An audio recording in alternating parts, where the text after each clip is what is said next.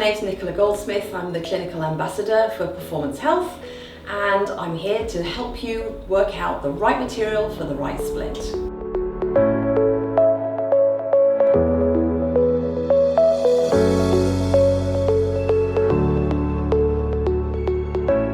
So now I'm going to introduce you to CuraDrape. This is the lightest material in the Rolyan family, and it is again moderate resistance to stretch. So I'm just doing a very large splint with it, just to hold an elbow. And if I take it out of the splint pan, you can see it's holding its shape very, very well.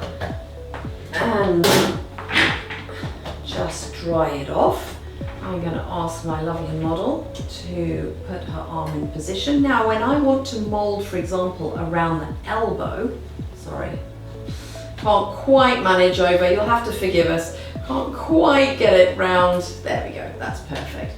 But I can make a really nice little edge on it, which is really helpful on the larger splints to make sure that there is no sudden end. So it does mold really nicely. So although it's moderate resistance to stretch, actually it's very nice. If you're working with gravity, you can see how little I have to do.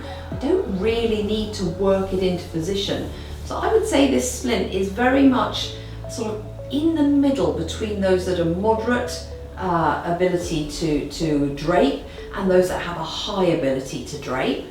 But it will pick up any sort of patterning. So you can see, I don't know, you might be able to see, it's just picked up a few little lines from the base we've got in the splint pan.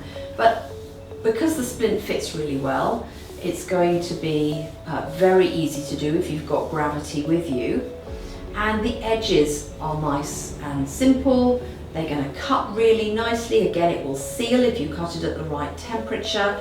And you don't have to work it too hard to get it around a joint. So the nice thing there is if you're serial splinting, then we can make it in this position, take it off, put it back in the splint pan, do it again.